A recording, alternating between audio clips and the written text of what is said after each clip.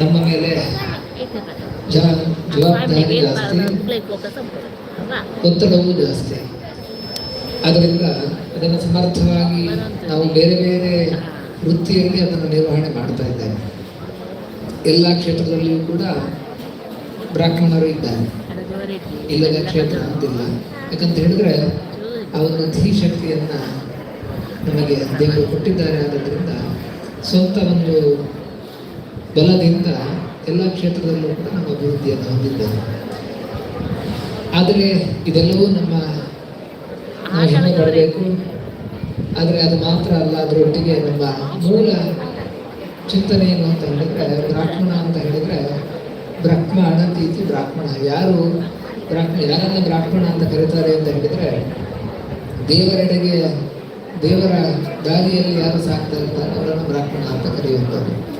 ಆದ್ದರಿಂದ ನಾವು ನಮ್ಮ ಮುಖ್ಯ ಉದ್ದೇಶ ಏನು ಅಂತ, ನಮ್ಮ ಜವಾಬ್ದಾರಿ ಏನು ಅಂತ ಹೇಳಿದರೆ, ನಮ್ಮ ಧರ್ಮದ ಅರಿವನ್ನು ನಾವು ಪಡಿಬೇಕು ಮತ್ತು ಆ ದಾರಿಯಲ್ಲಿ ಸಾಗ್ತಾ ಇರಬೇಕು. ಆಗ ಮಾತ್ರ ನಾವು ನಿಜವಾದ ಬ್ರಾಹ್ಮಣರು ಅಂತ ಅನಿಸಿಕೊಳ್ಳುವುದಕ್ಕೆ ಸಾಧ್ಯವಾಗ್ತದೆ. ಈ ನಿಟ್ಟಿನಲ್ಲಿ ನಮ್ಮ ಚಿಂತನೆಗಳು, ನಮ್ಮ ನಡೆಗಳು ಇರಬೇಕು. ಅದಕ್ಕೆ ಸಹಕಾರವಾಗಿ ಈ ರೀತಿಯಾದಂತಹ ಯಾಗಗಳು, ಅದರೊಟ್ಟಿಗೆ ಸಮಾಜದ ಜಾಗೃತಿಗಳು ನಡೆದಾಗ ಅದು ಕೆಟ್ಟ ಕಾರ್ಯವೋ ಒಳ್ಳೆಯ ಕಾರ್ಯವೋ ಅಂತೇಳಿ ಶಾಸ್ತ್ರ ತಿಳಿಸಿದ ಹಾಗೆ ಯಾವುದು ಕೆಟ್ಟ ಕಾರ್ಯ ಯಾವುದು ಒಳ್ಳೆಯ ಕಾರ್ಯ ಅಂತ ಒಂದು ರೀತಿ. ಆದರೆ ನಾವು ಕೆಟ್ಟ ಕಾರ್ಯವನ್ನು ಅರ್ಪಣೆ ಮಾಡಬೇಕು ಬೇಡ ಅಂತೇಳಿ ಹಾಗಂತೇಳಿ ಮಾಡಿ ಅಂತೇಳಿ ಹೇಳ್ತಾ ಇರೋದಿಲ್ಲ. ಅದನ್ನು ಮಾಡಬೇಕು, ಇದನ್ನು ಮಾಡಬೇಕು. ಆದರೆ ಯಾಕೆ ಮಾಡಬೇಕು ಅಂತ ಹೇಳಿದರೆ, ಮುಂದಿನ ಬಾರಿ ನಾವು ಅದನ್ನು ಮಾಡಬಾರದು ಅನ್ನೋ ಜಾಗೃತಿ ದೇವರಿಗೆ ಸಮರ್ಪಣೆ ಮಾಡ್ತೇವೆ. ಆದ್ದರಿಂದ ಮುಂದಿನ ಬಾರಿ ನಾವು ಅದನ್ನು ಮಾಡಬಾರದು, ನಾವು ಅದನ್ನು ಧರ್ಮ ಮಾಡಬೇಕು ಅನ್ನೋ ದೃಷ್ಟಿಯಲ್ಲಿ ನಾವು ನಮ್ಮ ಸರ್ವ ಕರ್ಮವನ್ನು ಕೂಡ ದೇವರಿಗೆ ಅರ್ಪಣೆಯನ್ನು ಮಾಡಬೇಕು. ಈ ದೃಷ್ಟಿಯಲ್ಲಿ ಈ ಯಜ್ಞ ಅನ್ನುವಂಥದ್ದು ನಮಗೆ ನಮ್ಮ ಜೀವನದ ಒಂದು ಯಜ್ಞವನ್ನು ನೆನಪಿಸುವಂತೆ ಆಗಲಿ, ಒಗ್ಗಟ್ಟಾಗಲಿ.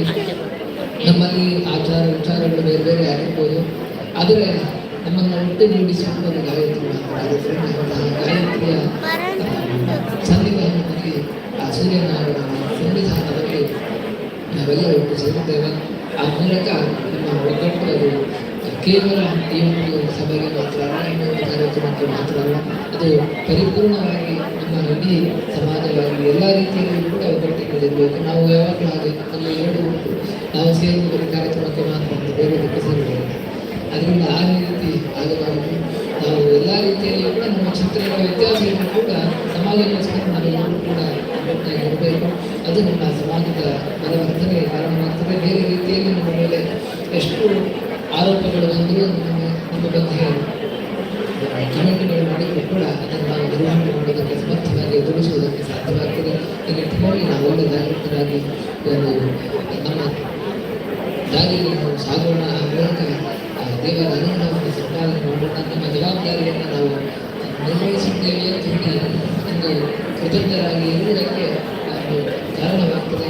ಈ ನಿಟ್ಟಿನಲ್ಲಿ ನಮ್ಮ ಕರ್ತವ್ಯ ಪ್ರಜ್ಞೆಯನ್ನು ಮತ್ತೊಮ್ಮೆ ನೆನಪಿಸಿಕೊಳ್ಳುತ್ತಾ ಎಲ್ಲ ಕಾರ್ಯಕ್ರಮವನ್ನು ಆಯೋಜನೆ ಮಾಡುವಂತಹ ಎಲ್ಲರಿಗೂ ಕೂಡ ಕೃಷ್ಣದೇವರ ಪ್ರಾಣದೇವರ ಅನುಗ್ರಹವನ್ನು ಬೇಡ್ತಾ ಇಲ್ಲ. ಹದಿನಾರು ವಿಶೇಷವಾಗಿ ಎಲ್ಲ ಸಮಾಜದ ಒಗ್ಗಟ್ಟಿಗೋಸ್ಕರ ಕೆಲಸವನ್ನು ಅವರನ್ನು ಕೂಡ ಅಭಿನಂದನೆ ಇಲ್ಲಿ ಸಮಾಜ ವೇದಿಕೆಯಲ್ಲಿ ಎಲ್ಲರಿಗೂ ಕೂಡ ಅಭಿನಂದನೆಯನ್ನು ಸಲ್ಲಿಸಲು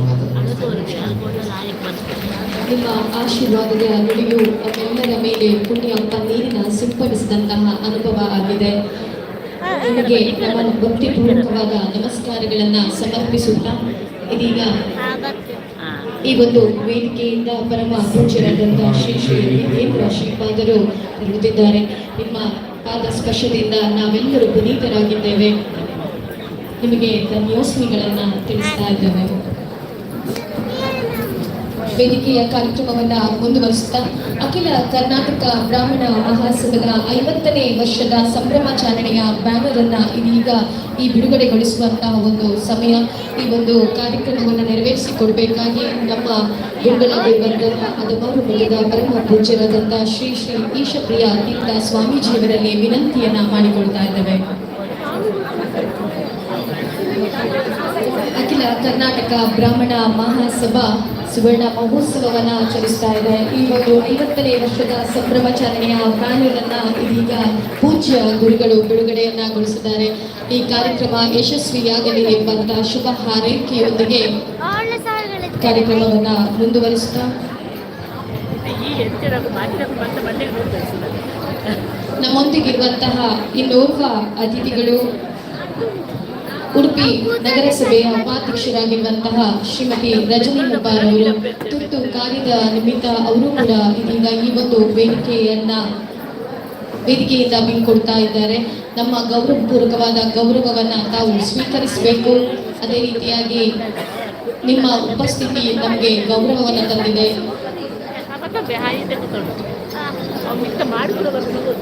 ನಿಮ್ಮ ಸೇವೆಯು ವಿಪ್ರ ಸಮಾಜಕ್ಕೆ ಇದೇ ರೀತಿ ಮುಂದುವರಿಯಲಿ ಎಂಬಂತಹ ಒಂದು ಆಶಯದೊಂದಿಗೆ ನಿಮ್ಮನ್ನ ಗೌರವಪೂರ್ವಕವಾಗಿ ಪ್ರೀತಿಪೂರ್ವಕವಾಗಿ ಈ ಒಂದು ವೇದಿಕೆಯಿಂದ ಬೀಳ್ಕೊಳ್ತಾ ಇದ್ದೇವೆ.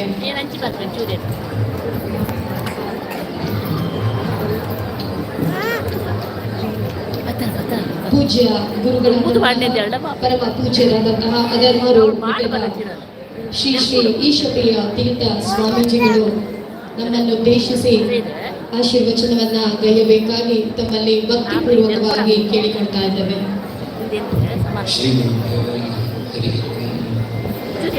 ಮಾನಸಿಕವಾಗಿ ಇಲ್ಲೇ ಕೂತಿರ್ಲಿ ಒಂದ್ಸರಿ ಕೃಷ್ಣನ ನಾಮಸ್ಮರಣೆ ಶ್ರೀ ಗುರುಭ್ಯೋ ನಮಃ. ಕೇಳಿಸ್ತಾ ಇಲ್ಲ? ಶ್ರೀ ಗುರುಭ್ಯೋ ನಮಃ. ಅಚ್ಯುತಾಯ ನಮಃ.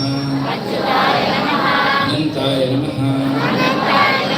ಗೋವಿಂದಾಯ ನಮಃ. ಶ್ರೀ ಕೃಷ್ಣಾಯ ನಮಃ. ಶ್ರೀ ಕೃಷ್ಣಾಯ ನಮಃ. ಶ್ರೀ ಕೃಷ್ಣಾಯ ನಮಃ. ಶ್ರೀ ಕೃಷ್ಣಾಯ ನಮಃ. ಶ್ರೀ ಕೃಷ್ಣಾಯ ನಮಃ. ಶ್ರೀ ಕೃಷ್ಣಾಯ ನಮಃ. ಶ್ರೀ ಕೃಷ್ಣಾಯ ನಮಃ. ಶ್ರೀ ಕೃಷ್ಣಾಯ ನಮಃ. ಶ್ರೀ ಕೃಷ್ಣಾಯ ನಮಃ. ಶ್ರೀ ಕೃಷ್ಣಾಯ ನಮಃ. ಅದು ಕೃಷ್ಣಾಯ ನಮಃ, ಕೃಷ್ಣಾಯ ನಮಃ. ಅದು ಇಂಗ್ಲೀಷಲ್ಲಿ ಬರೆಯುವಾಗ KRU ಬರೆದ್ರೆ ಚಂದ ಮಾತ. ಶ್ರೀ ಕೃಷ್ಣಾಯ ನಮಃ. ಶ್ರೀ ಕೃಷ್ಣಾಯ ನಮಃ. ಶ್ರೀ ಕೃಷ್ಣಾಯ ನಮಃ. ಶ್ರೀ ಕೃಷ್ಣಾಯ ನಮಃ. ಶ್ರೀ ಕೃಷ್ಣಾಯ ನಮಃ. ಶ್ರೀ ಕೃಷ್ಣಾಯ ನಮಃ. ಶ್ರೀ ಕೃಷ್ಣಾಯ ನಮಃ. ಶ್ರೀ ಕೃಷ್ಣಾಯ ನಮಃ. ಶ್ರೀ ಕೃಷ್ಣಾಯ ನಮಃ. ಶ್ರೀ ಕೃಷ್ಣಾಯ ನಮಃ. ಶ್ರೀ ಕೃಷ್ಣಾರ್ಪಣಮಸ್ತು. ಒಬ್ಬ ಮನುಷ್ಯನಿಗೆ ಕೈಗಳಿವೆ, ಕಾಲುಗಳಿವೆ, ಒಂದು ತಲೆ ಇದೆ. ಕೈಯಿಂದ ತುಂಬ ಕೆಲಸ ಮಾಡ್ತವೆ, ಕಾಲಿಂದ ತುಂಬ ದೂರ ನಡಿಲಿಕ್ಕಾಗ್ತದೆ. ಬೇರೆ ಬೇರೆ ಕೆಲಸಗಳಿಗೆ ಕಾಲನ್ನು ಕೈಯನ್ನು ಎರಡನ್ನು ಉಪಯೋಗ ಮಾಡ್ತವೆ. ಕಣ್ಣುಗಳು ಡೈರೆಕ್ಷನ್ ಯಾವ ಕಡೆ ಹೋಗಬೇಕು ಅಂತ ತಿಳಿಸ್ಕೊಡ್ಲಿಕ್ಕೆ ಬಹಳ ಮುಖ್ಯವಾಗಿ ಕಿವಿಗಳು, ಕಣ್ಣುಗಳು ಎಲ್ಲ ಕಾರಣಭೂತಗಳು. ಎಲ್ಲ ಉಂಟು, ಚೆನ್ನಾಗಿದೆ. ಆದರೆ ಏನೇನೋ ಮಾಡ್ತಿದ್ದಾನೆ. ಆವಾಗ ಏನು ಹೇಳ್ತಾರೆ ಜನ, ನನಗೆ ಸ್ವಲ್ಪ ಸರಿ ಇಲ್ಲ, ತಲೆ ಸರಿ ಇಲ್ಲ ಅಂತ. ನಮಗೆಲ್ಲರಿಗೂ ಗೊತ್ತುಂಟು. ಬೇರೆ ಎಲ್ಲ ಅಂಗ ಚೆನ್ನಾಗಿದ್ದು ತಲೆ ಒಂದು ಸರಿ ಇಲ್ಲ ಅಂತ ಆದರೆ ಅವನು ಯಾವುದಕ್ಕೂ ಉಪಯೋಗ ಆಗೋದಿಲ್ಲ ಅಂತ ಜನ ದೂರ ಇಡ್ತಾರೆ, ಸಮಾಜ ದೂರ ಇಡ್ತಾರೆ. ಅದು ಅವನಿಗೆ ಟ್ರೀಟ್ಮೆಂಟ್ ಕೊಡಬೇಕು ಅಂತ ಹೇಳಿ ಅದಕ್ಕೆ ಪ್ರಯತ್ನ ಮಾಡ್ತಾರೆ. ಇಡೀ ಸಮಾಜವನ್ನು ನಾವೊಂದು ಶರೀರ ಅಂತ ತಗೊಂಡ್ರೆ ಅದರಲ್ಲಿ ತಲೆ ಸರಿ ಇರಬೇಕು. ತಲೆ ಸರಿ ಇದ್ದರೆ ಇಡೀ ಸಮಾಜ ಚೆನ್ನಾಗಿರ್ತದೆ. ತಲೆ ಯಾವುದು ಅಂತ ಈಗ ಪ್ರಶ್ನೆ. ತಲೆ ಯಾವುದು ಅಂತ ಕೇಳಿದರೆ ಅದು ಈ ಸಮಾಜ, ಬ್ರಾಹ್ಮಣ ಸಮಾಜ ತಲೆಯ ಸ್ಥಾನದಲ್ಲಿದೆ. ಹಾಗಾಗಿ ಈಗ ಯೋಚನೆ ಮಾಡಬೇಕು, ಚಪ್ಪಳೆ ಹೊಡೆದ್ರೆ ಆಗಲಿಲ್ಲ, ಸರಿ ಇರಬೇಕಾ ಬೇಡ ಅಂತ ಯೋಚನೆ ಮಾಡಬೇಕು. ಇವತ್ತು ಸಮಾಜ ಹಾಗೆ ಹಾಳಾಗಿದೆ, ಇದಾಗಿದೆ, ಮತ್ತೊಂದಾಗಿದೆ ಅಂತ ನಾವೆಲ್ಲ ಹೇಳ್ತಿದ್ದೇವೆ. ಕಾರಣ ಯಾರು ಅಂತ ನಾವು ಸ್ವಲ್ಪ ಯೋಚನೆ ಮಾಡಿದರೆ ಪ್ರಾಯ ನಮ್ಮಲ್ಲಿರುವ ತ್ಯಾಗದ ಬುದ್ಧಿ ಕಡಿಮೆ ಆದದ್ದು ಕಾರಣ ಅಂತ ಎಲ್ಲೋ ಒಂದು ಕಡೆ ಸೂಚನೆ ಸಿಗ್ತದೆ. ಹಾಗಾಗಿ ಇವತ್ತು ಯಜ್ಞ ಮಾಡುವಾಗ ನಾವು ಕೇಳಬೇಕಾದ್ದು ನಹ ದಿಯ ಪ್ರಚೋದಯಾತ್, ಒಳ್ಳೆಯ ರೀತಿಯಲ್ಲಿ ನಮ್ಮ ಬುದ್ಧಿಗಳನ್ನು ಪ್ರೇರೇಪಣೆ ಮಾಡು ಅಂತ ಭಗವಂತನಲ್ಲಿ ಕೇಳಬೇಕು. ಒಳ್ಳೆಯ ರೀತಿ ಅಂದರೆ ಯಾವುದು? ಒಳ್ಳೆಯ ರೀತಿ ಅಂದರೆ ನಮ್ಗೆ ಗೊತ್ತಿರೋದಿಷ್ಟೇ. ನಮ್ಮ ಮಕ್ಕಳನ್ನು ಓದಿಸುವಾಗ ನಾವು ಯೋಚನೆ ಮಾಡ್ತೇವೆ ಒಳ್ಳೆ ರೀತಿ ಓದಬೇಕು. ಏನು ಓದಬೇಕಂದ್ರೆ ಅವನು ಎಂದೂ ಸಿಗದಂತೆ ಈ ಊರನ್ನೇ ಬಿಟ್ಟು ಹೋಗಿಬಿಡ್ಬೇಕು, ಯಾವುದೋ ಊರಲ್ಲಿ ಹೋಗಿಬಿಡ್ಬೇಕು. ಆ ರೀತಿ ಅವನಿಗೆ ಓದಿಸಿ ಕಳಿಸಿಬಿಟ್ರೆ ಆಮೇಲೆ ಅಪ್ಪ ಅಮ್ಮ ಮುದುಕರಾಗಿರೋ ಇಲ್ಲಿ ಇರ್ತಾರೆ. ನೀರು ಬಿದ್ದರೆ ಗೊತ್ತಾಗದೇ ಇರುವಷ್ಟು ಚಂದದ ಟೈಲ್ಸ್ ಇರ್ತದೆ, ಬೀಳ್ತಾರೆ. ಬಿದ್ದ ಮೇಲೆ ಏಳಲಿಕ್ಕೆ ಎತ್ತಲಿಕ್ಕೆ ಗತಿ ಇರಲಿಲ್ಲ. ಆ ರೀತಿಯ ಪರಿಸ್ಥಿತಿ ಬರಬಾರ್ದು. ಆ ಮಕ್ಕಳಿಗೆ ಒಳ್ಳೆಯ ಬುದ್ಧಿಯನ್ನು ಕೊಡಬೇಕಂದ್ರೆ ಹೊರಗಡೆ ಜ್ಞಾನ ಬೇಡ ಅಂತ ಅರ್ಥ ಅಲ್ಲ, ಹೊರಗಡೆದರೊಟ್ಟಿಗೆ ಒಂದಿಷ್ಟು ಸಂಸ್ಕಾರಗಳನ್ನು ಕೊಡಬೇಕು. ಅದಕ್ಕೆ ಪ್ರಾಯ ಈ ಬ್ರಾಹ್ಮಣ ಮಹಾಸಭೆಯವರೆಲ್ಲ ಸೇರಿ ಹೊರಗಡೆದೆಲ್ಲ ಸಾಧನೆಗಳು ನಡಿಬೇಕು, ಅದರೊಟ್ಟಿಗೆ ಕನಿಷ್ಠ 100 ಗಾಯತ್ರಿ ಮನೆಯಲ್ಲಿ ಮಾಡಿ ಹೊರಗೆ ಹೋಗಬೇಕು. ಅದೇ ರೀತಿ ನಮ್ಮದೊಂದು ಶ್ರಾದ್ದ ಇತ್ಯಾದಿ ಕಾರ್ಯಕ್ರಮಗಳಿದ್ದರೆ ಅದನ್ನು ನಾನು ಮಾಡಬೇಕು ಅಂತ ಅವನಿಗೆ ತೋರಬೇಕು. ಆ ರೀತಿಯ ಸಮಾಜ ನಿರ್ಮಾಣ ಆಗಬೇಕು ಅನ್ನೋ ದೃಷ್ಟಿಯಿಂದ ಇವತ್ತು ಲಕ್ಷ ಸಂಖ್ಯೆಯಲ್ಲಿ ಗಾಯತ್ರಿ ಜಪವನ್ನು ಮಾಡಿ ಅದನ್ನು ಅಭಿಮಂತ್ರಣೆ ಮಾಡಿ ಅನಂತರ ದೇವರಿಗೆ ಅದನ್ನು ಅರ್ಪಣೆ ಮಾಡಿದ್ದಾರೆ ಯಜ್ಞದ ಮೂಲಕ. ಈಗೆಲ್ಲ ನೀವು ಮಹಿಳೆಯರು ಗೊತ್ತಿದೆ, ನಾವೆಲ್ಲ ಜಪ ಮಾಡಲಿಲ್ಲಲ್ಲ ಅಂತ ಯೋಚನೆ ಮಾಡಬೇಕು. ಯಾಕೆಂದರೆ ಯಜ್ಞಾರ್ಥ ಕರ್ಮಣ ಅನ್ಯತ್ರ ಲೋಕೋಯಂ ಕರ್ಮಬಂಧನಃ ಅಂತ ಕೃಷ್ಣ ಹೇಳಿದ್ದಾನೆ. ಆವಾಗ ಆಚಾರ್ಯ ಮಧ್ವರ ಅರ್ಥ ಬರೆದು, ಯಜ್ಞ ಮಾಡಲಿಕ್ಕೆ ನಮಗೆ ಮಾತ್ರ ಅಧಿಕಾರ, ನಿಮಗಿಲ್ಲಲ್ಲ ಅಂತ ಯಾರು ಕೇಳಿ ಅವರಿಗೆ ಬೇಸರ ಮಾಡಬೇಡಿ.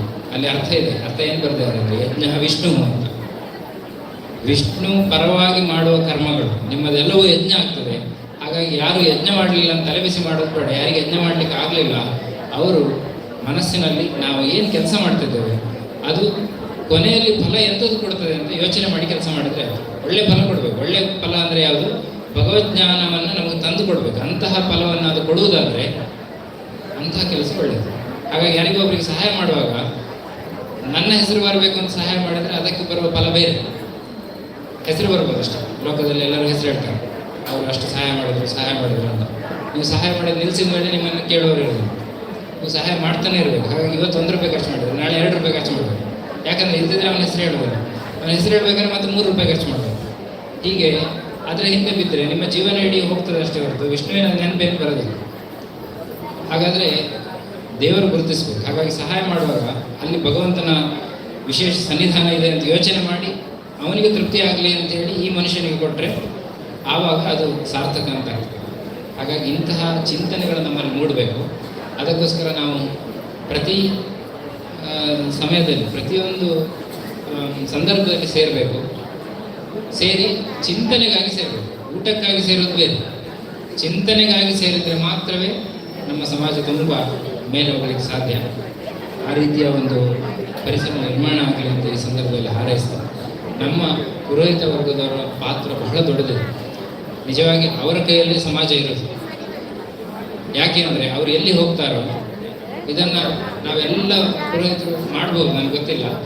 ಆದರೆ ಹೋದಲ್ಲಿ ಒಂದು 5 ನಿಮಿಷ ಅವರನ್ನು ಕುರಿತು ಅವರಿಗೇನಾದರೂ ಒಂದು ಸಣ್ಣ ಆಚರಣೆಗಳನ್ನು ಹೇಳಿಕೊಟ್ಟು ಬರಬೇಕು. ಈಗ ಉದಾಹರಣೆಗೆ ನಾವಿವತ್ತು ಇಲ್ಲಿ ಕನಿಷ್ಠ ಒಂದು 200 ಜನ ಇದ್ದೇವೆ ಅಂತ ಅಂದ್ಕೊಳ್ತೀನಿ. 200 ಪ್ಲಸ್ ಆಯಿತಾ. 18 ಬಾರಿ ನಾವು ಕೃಷ್ಣ ಮಂತ್ರವನ್ನು ಹೇಳಿದ್ವಿ. 18 × 200 ಎಷ್ಟಾಯಿತು? 3600 ಆಯಿತು ಅಲ್ವಾ? ಅಂದರೆ 15 ಸೆಕೆಂಡ್ನಲ್ಲಿ ಒಬ್ಬ ವ್ಯಕ್ತಿ 3/4 ಗಂಟೆ ಕೂತ್ಕೊಂಡು ಅಥವಾ 1.5 ಗಂಟೆ ಕೂತ್ಕೊಂಡು, ಅರ್ಧ ಗಂಟೆ ಬೇಕು 1000 ಬಾರಿ ಹೇಳಲಿಕ್ಕೆ, 1.5 ಗಂಟೆ ಕೂತ್ಕೊಂಡು ಮಾಡಬಹುದಾದ ಮಂತ್ರ ಜಪವನ್ನು ನಾವಿವತ್ತು ಸಮೂಹದಲ್ಲಿ ಮಾಡಬೇಕು. ಹಾಗಾದರೆ ಇಲ್ಲಿ ಭಗವತ್ ಸನ್ನಿಧಾನ ಹೆಚ್ಚಾಗಲಿಕ್ಕೆ ಬಹಳ ಸುಲಭದಲ್ಲಿ ಅದು ಸಾಧ್ಯ.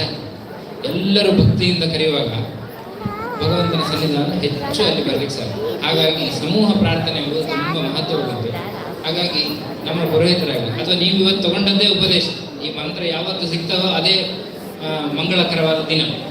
ಹಾಗಾಗಿ ನಿಮಗೆ ಪುರ್ಸೋತಾದಾಗೆಲ್ಲ ಇದು ಮಡಿಯಾದ ಮಂತ್ರ, ನೀವು ಎಲ್ಲಿ ಹೇಗೆ ಹೋಗಿ ಹೇಳ್ತೀರಾ ನೀವು ಮಡಿಯಾಗ್ತೀರಿ. ಆ ಮಂತ್ರ ಮಡಿಯಾಗೇ ಇರ್ತದೆ ಯಾವಾಗಲೂ.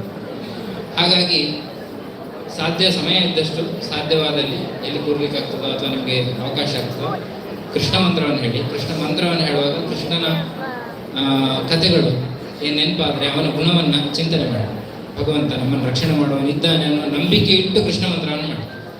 ಖಂಡಿತ ನಿಮಗೆ ಅದರ ಒಂದು ಅನುಭವ ಆಗಲಿಕ್ಕೆ ಸಾಧ್ಯ. ಕೃಷ್ಣ ಎಲ್ಲಿದ್ದಾನೆ ಕೇಳಿದರೆ ಎಲ್ಲೆಡೆ ಇದ್ದಾನೆ. ಹಾಗಾಗಿ ನೀವು ಭಕ್ತಿಯಿಂದ ಕರೆದರೆ ಎಲ್ಲ ಕಡೆ ಬರಲಿಕ್ಕೆ ಅವನು ತಯಾರಿ. ಅಂದರೆ ಕರೆಯುವುದೊಂದೇ ಬಾಕಿ ಅಷ್ಟೇ. ಹಾಗಾಗಿ ಆ ಜಪವನ್ನು ಮಾಡಿ. ವಿಶೇಷವಾಗಿ ನಮ್ಮ ಪುರೋಹಿತ ವರ್ಗದವರೆಲ್ಲರೂ ಕೂಡ ಎಲ್ಲಿ ನಾವು ಪೌರೋಹಿತ್ಯ ಮಾಡಿಸ್ತೇವೆ ಆ ಜಾಗದಲ್ಲಿ ಒಂದು ಆ ಮನೆಯವರು ಯಾವ ವರ್ಗದವರು ಆಗಿರ್ಬೋದು ಅವರಿಗೆ ಒಂದು ಸಣ್ಣ ಜಪ ನೀವು ದಿನ ಒಂದು 15 ನಿಮಿಷ ಕೂತ್ಕೊಳ್ಬೇಕು, ಮಾಡಬೇಕು ಅನ್ನೋದನ್ನು ಹೇಳಿದರೆ ಖಂಡಿತ ಅವರೆಲ್ಲ ಮಾಡ್ತಾರೆ.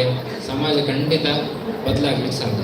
ಇದನ್ನು ಎಲ್ಲ ನೀವು ವಿಪ್ರರು ಅಂತ ಯಾರು ಹೇಳ್ತೀರಿ, ಅದು ಹೆಣ್ಮಕ್ಳಾಗ್ಬೋದು, ಗಂಡು ಆಗ್ಬೋದು, ಯಾರು ಆಗ್ಬೋದು, ವಿಪ್ರ ಸಮಾಜದವರು ಅಂತ ಯಾರೆಲ್ಲ ಹೇಳ್ತೀರಿ, ನೀವು ಎಲ್ಲರಿಗೂ ಕೂಡ ಇದನ್ನು ಉಪದೇಶ ಕೊಡ್ಬೋದು. ಎಲ್ಲ ವರ್ಗದವರಿಗೂ ನೀವು ಉಪದೇಶ ಕೊಡ್ಬೋದು. ಅವರನ್ನು ಹೇಳಿಸ್ಬೇಕು. ಇಲ್ಲದೇ ಇದ್ದರೆ ನಾಳೆ ನಾವಿರೋದು 2% ಜನ, 98% ಜನ ನಿಮಗೆ ಸಪೋರ್ಟಿವ್ ಆಗಿ ಇಲ್ಲ ಅಂದರೆ ನಿಮಗೆ ನಿಮ್ಮ ಆಚರಣೆಗಳನ್ನು ಮಾಡ್ಕೊಳ್ಳಿಕ್ಕೆ ಆಗೋದೇ ಇಲ್ಲ. ಹಾಗಾಗಿ ಎಲ್ಲರಿಗೂ ಕೂಡ ಇದನ್ನು ನಾವು ಕೊಡಬೇಕು. ಎಲ್ಲರಿಗೂ ಕೂಡ ಒಳ್ಳೆಯ ರೀತಿಯ ಶ್ರದ್ಧೆ ಬರುವಾಗೆ ಮಾಡಬೇಕು. ನಾವು ಕೂಡ ಆದಷ್ಟು ನಮಗೆ ಎಷ್ಟು ಸಾಧ್ಯ ಅಷ್ಟು ತ್ಯಾಗದಲ್ಲಿ ಜೀವನ ಮಾಡಲಿಕ್ಕೆ ಪ್ರಯತ್ನ ಮಾಡಬೇಕು. ಇದೆಲ್ಲ ಥಿಯರಿ. ಪ್ರಾಕ್ಟಿಕಲ್ ಮಾಡಲಿಕ್ಕೆ ನಾವು ಪ್ರಯತ್ನ ಮಾಡ್ತಾ ಮಾಡ್ತಾ ಮಾಡ್ತಾ ನಾಳೆ ಎಲ್ಲ ಬಿಡಲಿಕ್ಕೆ ಆಗೋದಿಲ್ಲ. ಎಲ್ಲ ಬಿಡಬೇಕು ಅಂತ ಶಾಸ್ತ್ರವೂ ಹೇಳಿಲ್ಲ. ಯಾವುದನ್ನು ಬಿಡಬಹುದಾ, ಎಷ್ಟು ನಮಗೆ ಸಾಧ್ಯವೋ ಆಚರಣೆ ಮಾಡಲಿಕ್ಕೆ ಅದನ್ನು ಮಾಡಿ ಅಂತ ಹೇಳಿದ್ದಾರೆ. ಖಂಡಿತ ಆ ಪ್ರಯತ್ನವನ್ನು ನಾವು ಮಾಡೋಣ. ಸೂರ್ಯಾಂತರ್ಯಾಮಿಯಾದ ನಾರಾಯಣ ಅಂತಹ ಪ್ರೇರಣೆಯನ್ನು ನಮಗೆ ಕೊಡಲಿ. ಎಲ್ಲರಿಗೂ ಕೂಡ ಶ್ರೇಯಸ್ಸಾಗಿ. ವೇದಿಕೆಯ ಮೇಲೆ ಬಹಳ ತಿಳಿದವರು ಮಹಿಳೆಯರೆಲ್ಲ ಇದ್ದಾರೆ. ಸುಬ್ರಹ್ಮಣ್ಯ ಅವಧಾನಿಗಳ ಮಾತು ಕೇಳಬೇಕು ಅಂತ ನಾನು ಯೋಚನೆ ಮಾಡಿದ್ದೇನೆ. ಹಾಗಾಗಿ ಸ್ವಲ್ಪ ಬಿಡ್ತೇನೆ. ಎಲ್ಲರೂ ಕೂಡ ನಿಮ್ಮೆಲ್ಲರಿಗೂ ವೇದಿಕೆ ಎದುರಿರುವ ಮತ್ತು ಮೇಲೆ ಎಲ್ಲ ಹಿರಿಯರಿಗೆ ಅಭಿನಂದನೆಗಳನ್ನು ಪೂರ್ವ ಜ್ಞಾನ ಭಂಡಾರವನ್ನ ನಾವೆಲ್ಲರೂ ಅರಿವಂತಾಗಲಿ ಎಂಬ ಆಶೀರ್ವಾದವನ್ನ ನೀಡಿದ ಗುರುಗಳಿಗೆ ಧನ್ಯೋಸ್ಮಿಯನ್ನ ತಿಳಿಸುತ್ತಾ ಪೂಜ್ಯ ಗುರುಗಳ ಅಪ್ಪಣೆಯನ್ನ ಕೇಳುತ್ತಾ ಕಾರ್ಯಕ್ರಮವನ್ನ ಮುಂದುವರಿಸ್ತಾ ಇದ್ದೇವೆ.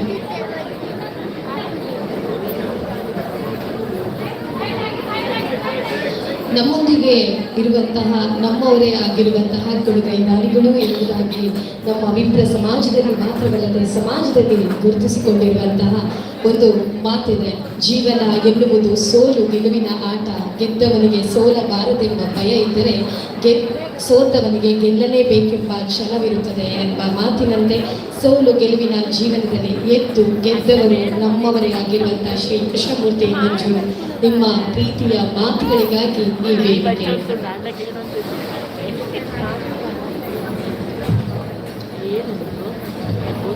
ಉಭಯ ಸ್ವಾಮಿಯವರಿಗೆ ವಂದಿಸುತ್ತಾ ವೇದಿಕೆಯಲ್ಲಿರುವ ಗಣ್ಯರೇ, ಆತ್ಮೀಯ ಎಲ್ಲ